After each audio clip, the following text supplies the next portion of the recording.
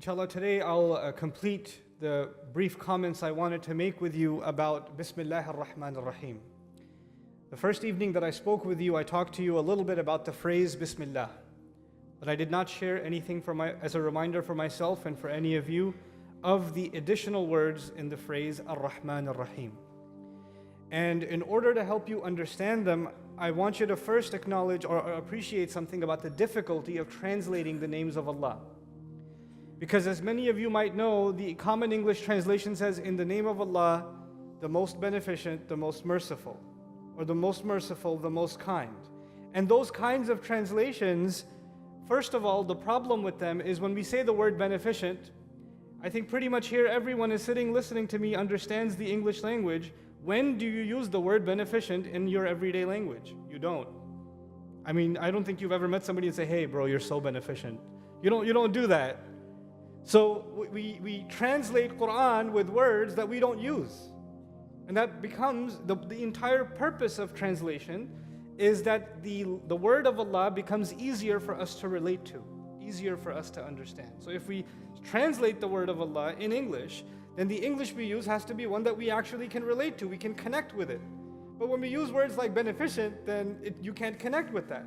The other problem is when you say the most merciful and the most kind, and they sound like the same thing. But there are two different names of Allah, Ar-Rahman and Ar-Raheem. They're definitely different. The Arabic principle is إِذَا اجْتَمَعَا تَفَرَّقَا. When two names or two things are mentioned together, that means they cannot mean the same thing. They have to mean two different things.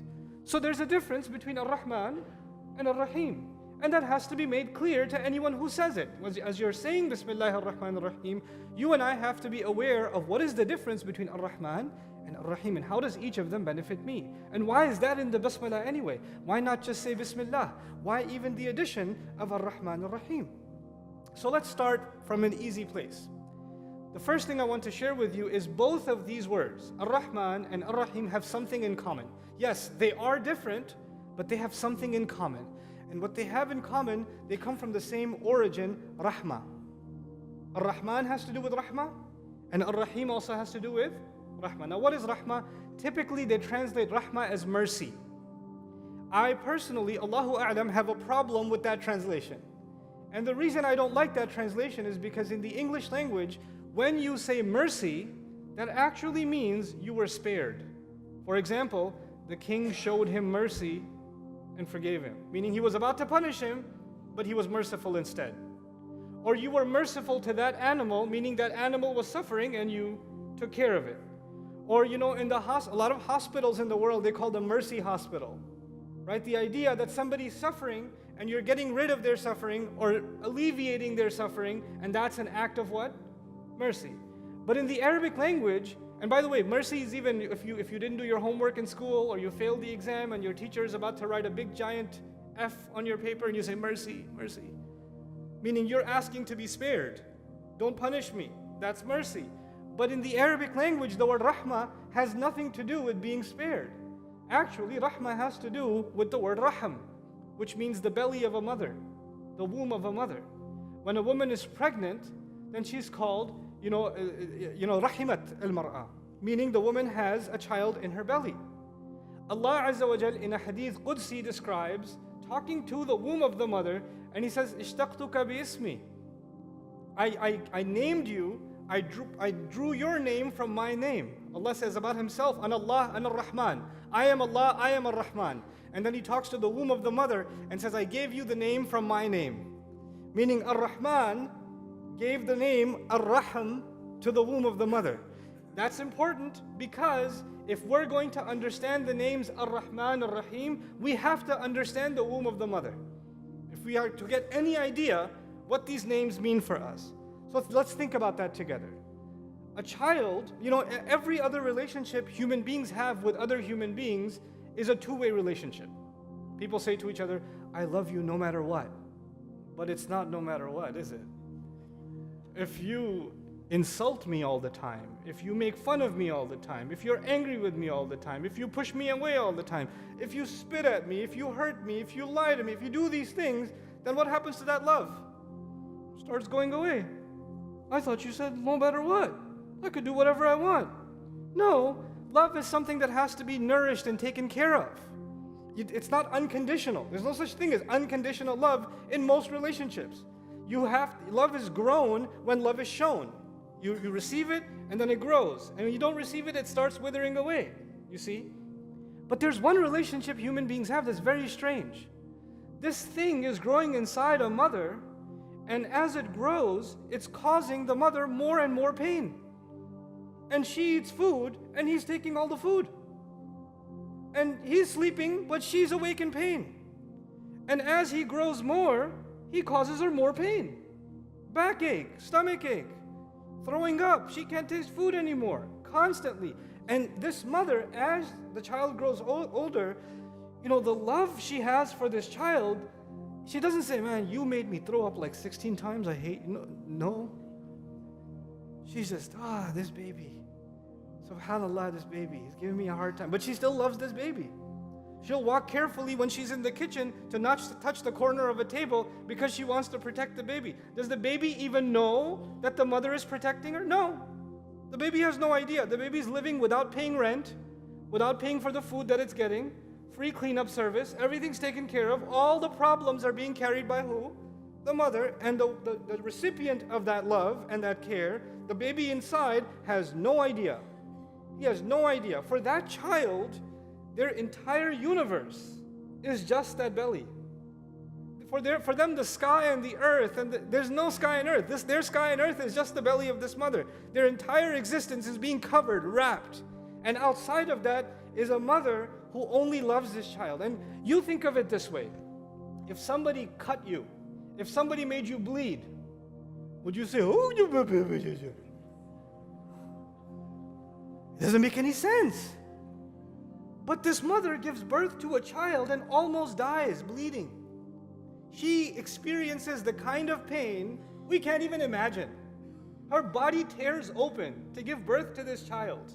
And she almost dies in excruciating pains of hours and hours and hours, all caused by this child. And at the end of all of that, what's the revenge she takes? You cut me, you made me bleed, I'll show you. She immediately starts feeding the child, doesn't she? And as soon as she starts feeding the child, for a lot of women, when they feed the child for the first time, it causes them even more pain. It actually causes them even more pain. So Allah says, wahnan ala wahn.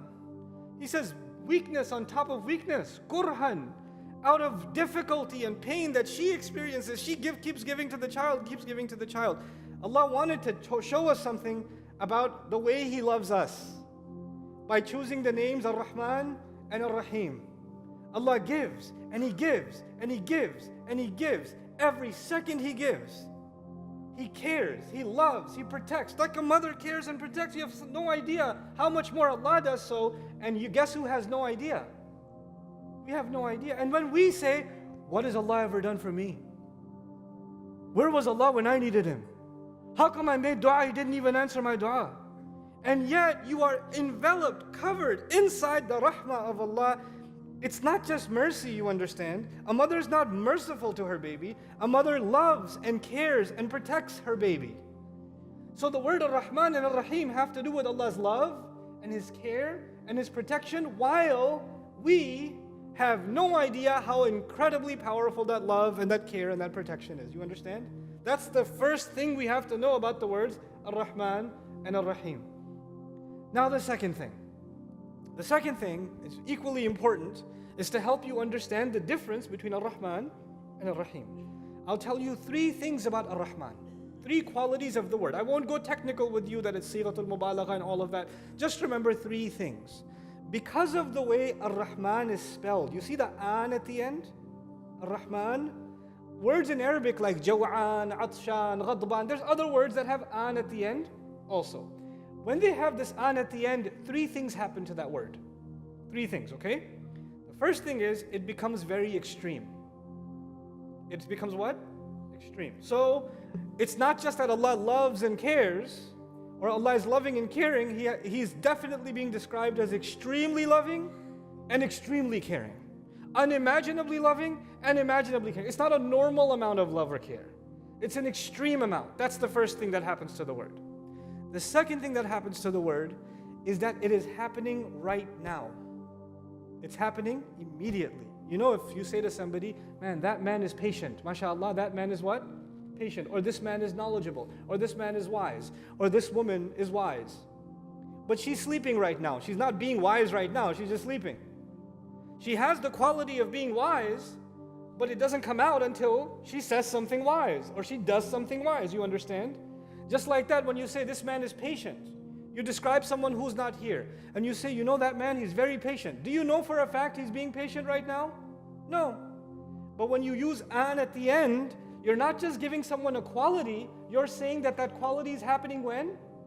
Right now. He's being loving and caring right now. It's not something you have to wait for. I'll give you an example to help you understand this. You know, back home where I come from, a lot of people have jobs, and in their jobs they get paid every 2 weeks. Yeah, they get paid on a Friday every other week. So somebody has a boss, and their boss is supposed to give them their paycheck on Friday at 4 o'clock. But the boss is in a meeting at 3 o'clock, he's on the other side of the city, stuck in traffic.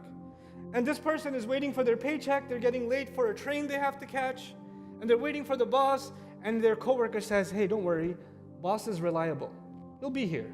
The boss is what? Reliable. But it's not good enough for him.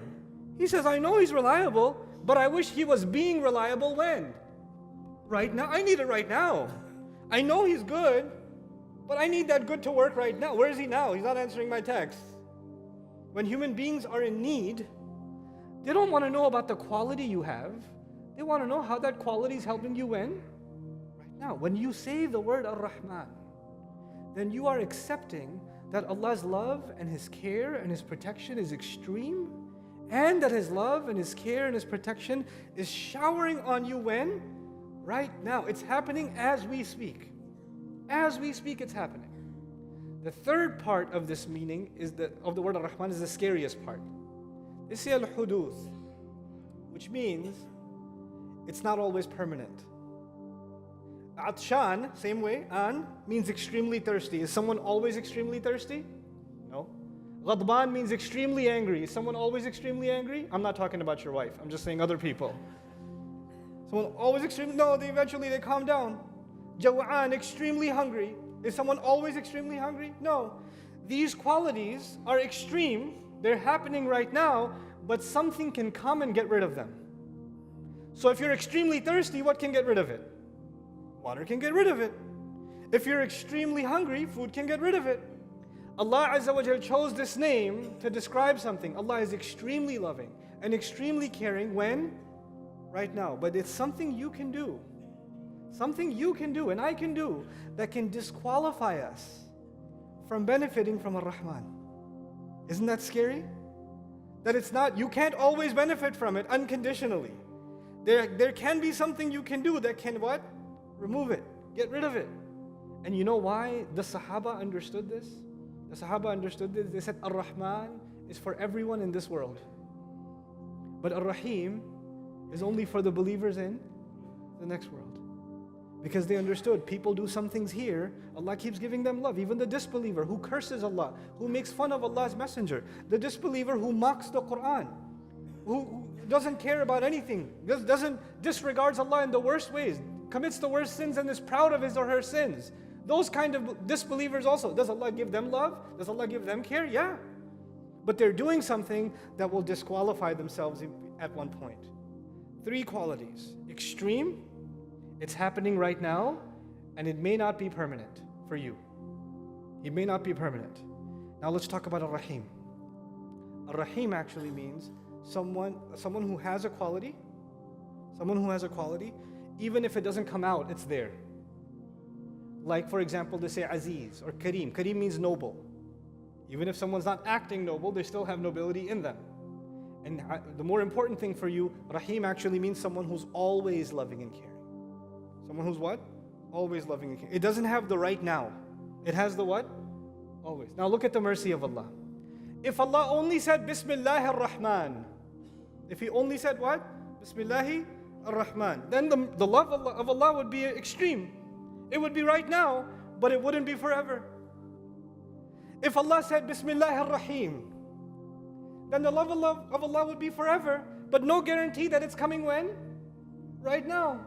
Allah wanted to have us understand that His love and His protection and His care is coming right now and will always be there. So what did He do? He said, Al-Rahman, Al-Raheem.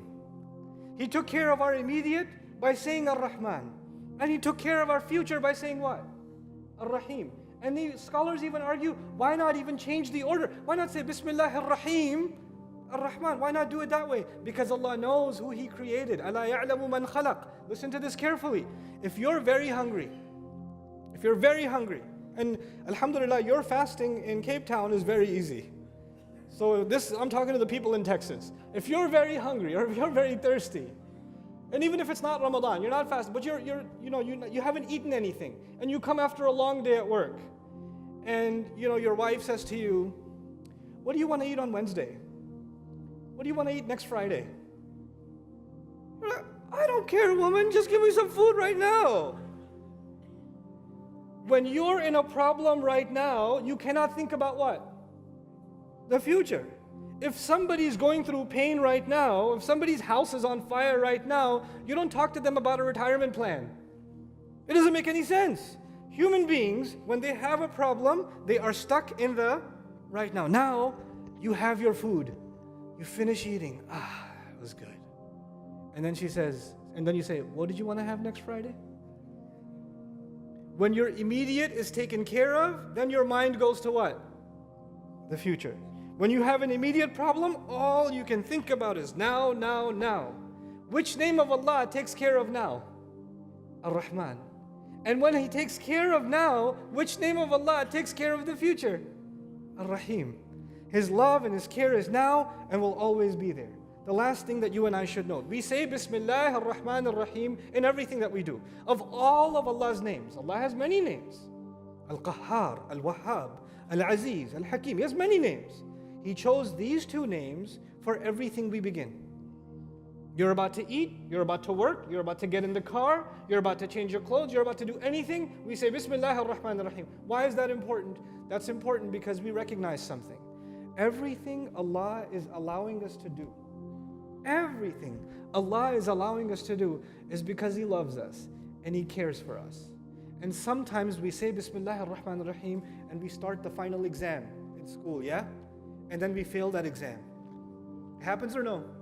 Then you say, Inna lillahi wa inna ilayhi raji'un. This is different dhikr, right? But in any case, you said Bismillah and you still failed the exam and you're like, "Hey, I said Bismillah, it didn't work. Ustaz Nouman said Bismillahir Rahmanir Raheem, Allah's love and care. Where was Allah's love and care with the exam?" You have to understand one last thing about Al-Rahman and Al-Raheem. Allah Azza wa Jal will give you His love and His care on His terms, not on your terms. And you may not always understand His terms. Somebody's in the hospital, dying of cancer, at a young age. It happens or no? And Allah is still Ar-Rahman Ar-Rahim to them or no? He is. But you and I cannot understand, even they may not be able to understand, in what way is Allah Ar-Rahman and Ar-Rahim to them. They may not know. Let me tell you one little story and I'll conclude for today, just to understand how Allah's love and care works. Yusuf alayhi salam was a boy, taken away from his family, kidnapped, thrown in the woods, in a ditch, then sold, turned into a slave, child slavery. What a crime. If you see news today of children being sold as slaves, isn't that disgusting? Isn't that disturbing? You want to change the channel. That's what happened to Yusuf alayhi salam. Did he deserve it? No. And then he's a servant living in a house, doing a good job, doing an honest job, and he gets accused wrongly. And what happens next? He gets thrown in jail. Did he deserve being thrown in jail? No.